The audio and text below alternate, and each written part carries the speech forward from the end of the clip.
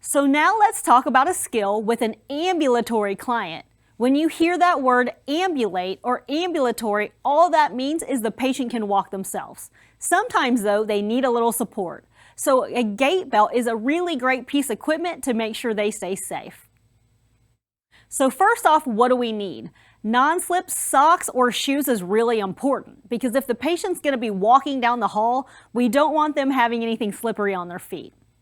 And next, don't forget your gait belt. This is a really great tool for something to hold on to when you're ambulating the client.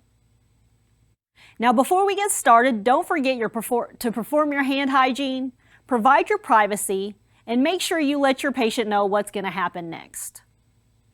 Now, this is important before we get started to assist the client in a sitting position on the chair or maybe at the side of the bed. We sometimes call this the dangle position. Now, before they get going, make sure the client's on their non-slip socks or shoes are on. So make sure those are on before you guys go. Now, we want to go ahead and before we get started, put that gait belt around the client's waist. This can go over any of their clothing that they have. Now, we want this snug, but not too snug. We should be able to slide an open hand between the gait belt and the patient. So this is to make sure it's snug and it fits. Now, before we get going, as the nurse, if we're going to walk them, we want to position yourself facing the client.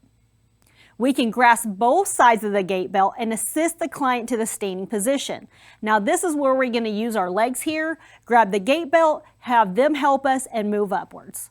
Now, if the client can help stand, make sure they are balanced before we get going. Now this is a good time to keep an underhand grip on the gait belt in the center on the patient's back, like you see in the image here.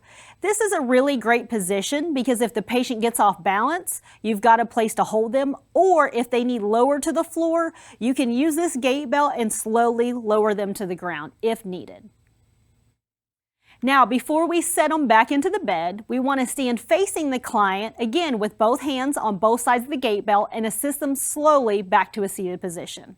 Now make sure you hold on to them tight as you assist them down and lower them into that seated position. Now once they're seated, now we can take that gait belt off.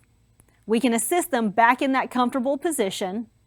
If they're in bed, make sure we put those side rails back up, perform hand hygiene, and document our procedure.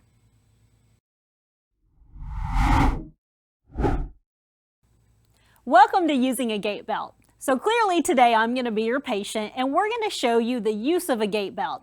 So we're going to use it today. Dean's going to assist me and he's going to use the gait belt to help me stand, show you how to ambulate with it, and also to put back in a sitting position.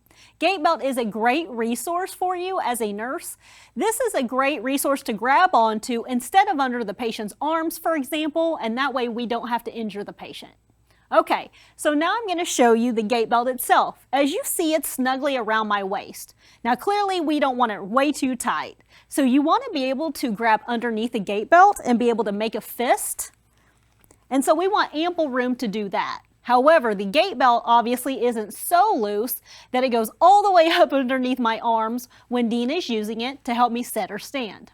Okay, so now that we've got our gait belt on a good size and a good comfortability here, Dean's going to use it to help me stand.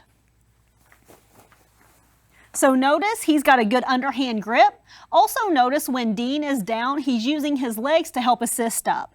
Now at this point, if your patient can, instruct them to put their hands on the side of the bed and assist up as well. Ready? Are you ready? Yes. On the count of three? Okay. On three. 1, 2, 3. Great. So that would be how we assist to stand. So now this gives Dean a really great place to grab onto instead of your shoulders or pulling on the patient's arm, for example. Now, once we're standing, if Dean was going to ambulate or walk down the hall with me, he's got a great grip here. So he uses an underhand grip and he's going to hold on to this as we walk down the hall for support. Now, gait belts are really great for this because let's say I go to fall, he's got something to hold on to that will hold on to my trunk to slowly lower me to the floor or a chair or somewhere safe. So that's showing how we're going to use it for ambulation. Now, Dean's going to use the same gait belt and help assist me to sit back on the bed. Okay, Okay. So you see, again, he's got this snugly on both sides. And then I'm just going to follow Dean's direction. Okay, we're going to sit down on the count of 3. Okay. Ready? 1, 2, 3. Great, thank you. So in a Dean, you notice he uses legs. I, as the client, have them instruct them to reach back to the bed too, so they know where they're at and they safely can sit.